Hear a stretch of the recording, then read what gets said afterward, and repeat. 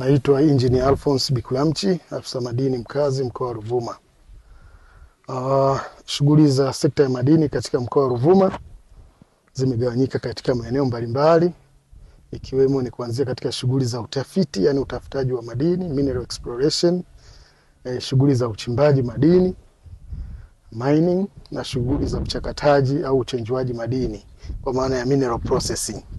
Aidha, shughuli nyingine zinazoambatana katika chain hiyo ni pamoja na shughuli za biashara ya madini, ambapo tuna masoko ya madini mawili katika mkoa huu wa Ruvuma, ni masoko ya madini ya vito na dhahabu.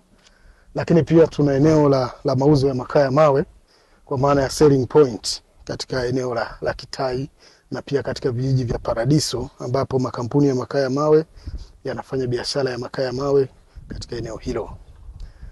Mafanikio yaliyopatikana katika sekta ya madini katika mkoa wa Ruvuma ni pamoja na kushamiri kwa biashara kubwa ya makaa ya mawe.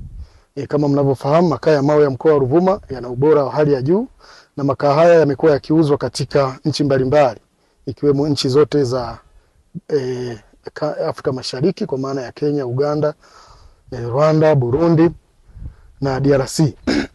Aidha, makaa haya yamekuwa yakiuzwa katika bara la Asia, lakini pia bara la Ulaya. Kwa hiyo mchango mkubwa unaopatikana katika shughuli za makaa ya mawe umechangia kwa sehemu kubwa sana maendeleo ya sekta ya madini katika mkoa wa Ruvuma. Sambamba na hilo, mkoa wa Ruvuma pia umejaliwa madini mbalimbali kama nilivyosema hapo awali. Kuna madini ya vito, lakini pia kuna dhahabu, kuna shaba na madini mengine ya viwandani kama vile quartz na madini mengine kama mica na mengineyo. Mkoa wa Ruvuma katika mwaka huu wa fedha ambao unaelekea mwisho, kwa maana ya mwaka 24-25, ulipangiwa kukusanya jumla ya shilingi bilioni 33.15.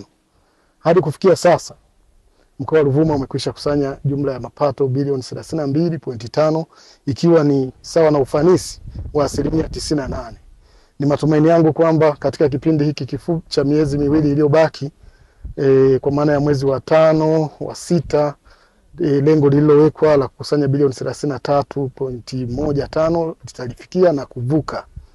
Hivyo nipende kutoa rai pia kwa wadau wengine, wakiwemo wafanyabiashara, wachimbaji wa ndani na nje ya nchi, kuja kuwekeza katika sekta ya madini katika mkoa wa Ruvuma. Kwa upande wa CSR, kwa maana ya wajibu wa wamiliki wa leseni kwa jamii, mkoa wetu umekuwa ukifanya vizuri sana, hasa kupitia wamiliki wote wa leseni. Tumeona mlipotembelea kwenye shughuli za migodi, mliona kampuni za makaa ya mawe kama vile Ruvuma Coal, Jitegemee, kuna kampuni kama Tancoal, tunayo kampuni nyingine kama Mchekanae na makampuni mengine yote yamekuwa yakitekeleza shughuli hizi za CSR. Lakini pia kuna kampuni ambayo iko katika hatua za ujenzi wa mgodi, kampuni ya Mantra yenyewe nayo imekuwa ikifanya vizuri sana katika masuala ya CSR pamoja na local content. Kwa hiyo sisi Ruvuma tunaamini kabisa kwamba wadau wetu wameelewa sheria zinazosimamia masuala ya CSR.